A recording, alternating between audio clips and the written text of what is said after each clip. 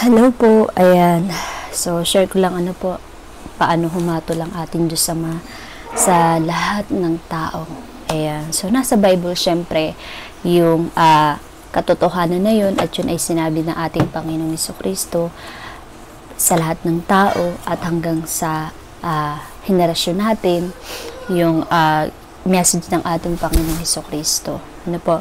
So, paano humatol ang ating Panginoong Jesucristo sa lahat ng tao, ang ating Diyos Ama sa lahat ng tao. Ayan, so, una, sa paggawa mo ng hindi maganda, ayan,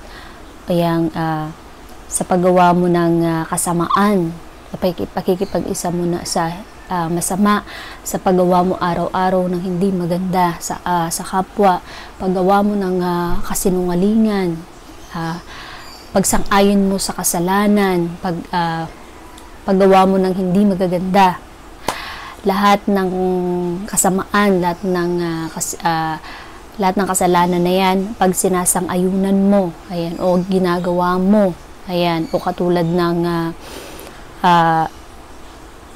yung sabi sa Bible, yan, nangangalunya, nakikipag-apid, ayan, lalo na sa kapwa babae, sa kapwa lalaki, nagnanakaw, nangangabit, ayan, nangangalunya, nangangabit, ayan. So, at saka marami pang iba't ibang kasalanan, nagsisinungaling, at kung ano-ano pang kasalanan na ginagawa mo araw-araw na ayaw mong talikuran sa buhay mo. So, yun pala yung pagtanggap mo sa kasalanan na yun at ayaw mong talikuran, ikaw na rin pala yung mismong humahatol sa sarili mo na ikaw ay gumagawa ng paraan mo na ikaw ay mahulog na sa kasamaan, na hindi ka mabigyan ng buhay na walang hanggan, na ikaw ay mapunta sa impyerno. Ikaw na mismo pala yung humahatol kapag ikaw yung gumagawa ng kasamaan na ayaw mong talikuran, kasalanan na ayaw mong talikuran. Ano po? Lalo na dun sa hindi ka nananalig sa Panginoon, hindi ka naniniwala sa Panginoon, hindi ka sumasampalataya sa Panginoong Jesucristo. Ano po, sa ibinigay ng ating Diyos Ama, na kanyang anak para sa ating lahat. Ano po, ang Panginoong Jesucristo. Kaya dapat naniniwala ka sa Panginoong Jesucristo, nananalig ka. Yun ang pinakamahalaga. Dahil ang ating Panginoong Jesucristo ang ibinigay ng ating Diyos, ano po, para sumampalataya tayo ngayon sa kanyang anak na walang iba kundi ang ating Panginoong Jesucristo. Amen. So, ayon dito sa chapter 3 verse 18, ayan, sa Bible, ano po, sinabi ito ng ating Panginoong Jesucristo, kaya napakahalaga nito, kaya na ikaw mismo ang gumagawa ng pagtanggi mo sa buhay ng walang hanggan. Ikaw mismo yung humahatol na sa sarili mo. Ano po? Dahil sa ayaw mo na hindi ka maniwala, na hindi ka sumampalataya sa Panginoong Jesucristo at gusto mo pang gumawa ng masama, pinaniniwalaan mo yung kasinungalingan, ng kasamaan, ng kasalanan. So, yun, ganun na yung paghatol ng Diyos. Ganun na yun yung ayaw mo tanggapin, ayaw mo ng buhay na walang hanggan. Ano? Ayan, basahin natin dito sa sinabi ng ating Panginoong Jesucristo, chapter 3, verse 18, 1. Hindi hinatulang maparusahan ang sumampalataya sa anak. Ngunit, hinatulan na ang hindi sumampalataya sapagkat hindi siya sumampalataya sa kaisa-isang anak ng Diyos. Ayan. Napakalino po, chapter 3, verse 18. Ayan. Kaya kailangan sumampalataya ka sa ating Panginoong Jesucristo. Amen. Sumampalataya ka sa kaisa-isang anak ng Diyos. Amen. At ayon naman sa verse 19, ganito ang paghatol ng Diyos. Naparito sa sanlibutan ang ilaw, ngunit inibig pa ng mga tao ang dilim kaysa liwanag sapagkat ang kanilang mga gawain ay masasama. Kinasusuklaman ng mga gumagawa ng masama ang ilaw, ni hindi lumalapit dito upang hindi mahayag ang kanilang mga gawa. Ngunit ang mga namumuhay ayon sa katotohanan ay lumalapit sa ilaw upang ipaihayag ang mga ginagawa niya ay pagsunod sa Diyos. Iyon. So, ulitin ko po. Verse 19. Ganito ang paghatol ng Diyos. Naparito ka sa sanlibutan ng ilaw, ngunit inibig pa ng mga tao ang dilim kaysa liwanag, sapagkat ang kanilang mga gawain ay masasama. Ayun. So, mas inibig pa ng mga taong ito ang kasamaan, ang masasama, ang kadiliman, kesa sa ating Panginoon. Ang Panginoon ang ilaw. Ano po? Ang ating Panginoong Jesucristo, ang ilaw. Yun. Mas pinili pa ng mga tao ang kadiliman. Ibig sabihin ang paggawa ng masama. Ayun. Sapagkat ang kanilang mga gawain ng masasama. Ibig sabihin po, mas ginusto pa nilang gumawa ng masama, kasamaan, kahit anong kasamaan na yan, kesa sa ilaw, kesa sa ating Panginoong Jesucristo. Kasi ganun, kapag ikaw ay mas tinanggap mo yung kasamaan, yung kasalanan, ibig sabihin,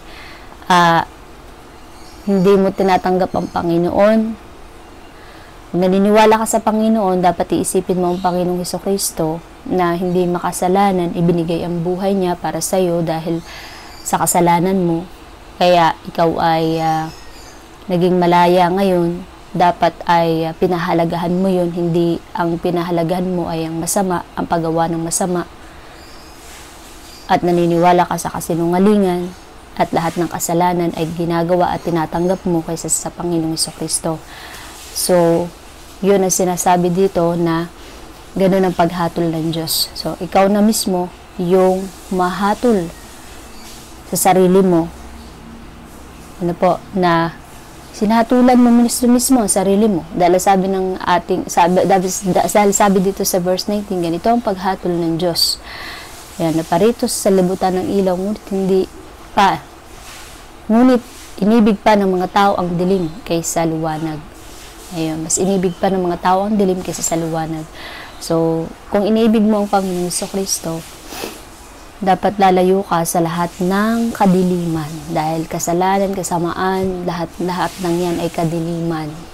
So, ang Panginoong Jesucristo ang ilaw. So, sa ilaw, walang kadiliman. So, kung iniibig mo ang Panginoong Jesucristo, hindi ka pwede sa kasalanan, sa kasamaan. Ayun, amen. So, lalayo ka sa lahat ng uri ng kadiliman na nagpapadilim sa iyo, kaya kayo nananatili sa kadiliman, lahat ng kasalanan, lahat ng kasamaan, no, na pwedeng magpadilim sa iyo. Kung ikaw ay nananatili dyan, kailangan talikuran mo yan, layuan mo yan. Kung ikaw pinipili mo talaga ang Panginoong Jesucristo, sa liwanag ka. Hindi mo tatanggapin lahat ng kasamaan na yan, lahat ng kadiliman na yan, sa liwanag ka, sa Panginoong Jesucristo ka. So, ikaw na mismo yung humahatol sa sarili mo. Yung choice mo na mismo, ikaw ang umahatol. Ano po? So, kaya nasabi ng ating Panginoong Jesucristo dito sa verse na ito, ganito ang paghatol ng Diyos. Yun. So, doon na lang po, ano po, kung nananalig ka sa ating Panginoong Jesucristo, iniibig mo ang liwanag, ang Panginoong Jesucristo. So, yun. Ano po? Hindi lang talagang magkakaroon ka ng buhay na walang hanggan. Yan ay pagkakalob sa iyo ng ating Panginoong Jesucristo, ng ating Diyos Ama sa pamamagitan nating Panginoong Jesucristo. Ano po? So, kadiliman, paano ka magkakaroon ng kadiliman? Ikaw na mismo rin ang humatol sa sarili mo na diyan ka na talaga forever sa kadiliman kung ayaw mong ibigin ng Panginoong Jesucristo, kung ayaw paniwalaan. Amen? So, ikaw na mismo ang humahatol sa sarili mo. Ano po? So, yun Panginoong Jesucristo, ang liwanag o ang kadiliman. Ang liwanag o ang kadiliman, yan. So, ikaw may choice niyan kung ano yung gusto mo sa buhay mo. Ano? So, kasi hinatulan mo na sarili mo kung mas ginusto mo ang kadiliman kesa ang ating Panginoong Jesucristo. Yun yung paghatol ng ating Diyos para sa ating lahat. Ganyan ang paghatol ng Diyos. Ano po? Dito pa lang sa ibabaw ng lupa, ganyan ang paghatol ng Diyos para sa ating lahat. So, sa last judge natin naman, doon na yun. ipapakita na sa iyo ng Panginoon lahat-lahat ng ginawa mo, lahat-lahat i-remind na sa iyo ng Panginoon hanggang sa dumating na sa point na malalaman mo yung katotohanan kung ikaw nga gumawa ng mabuti, kung ikaw gumawa ng masama, and then kung doon ka sa impyerno o doon ka sa pangako, sa lupang pangako. So, ayan, God bless po sa inyo mga kapatid, na nakatulong po yun sa inyo. Na kayo ay magbalik loob na sa ating Panginoong Hesukristo. Taluhuran niyo lahat ng kasamaan, ng kasinungalingan, lahat ng karumihan na yan na nagpaparumi, lahat ng kadiliman na yan na nagpapasama at magpapahamak sa iyo. Talikuran mo na yan, tanggapin mo si Jesus Christ, siya ang liwanag ng buhay mo. Amen. Ayan, God bless sa iyo kapatid.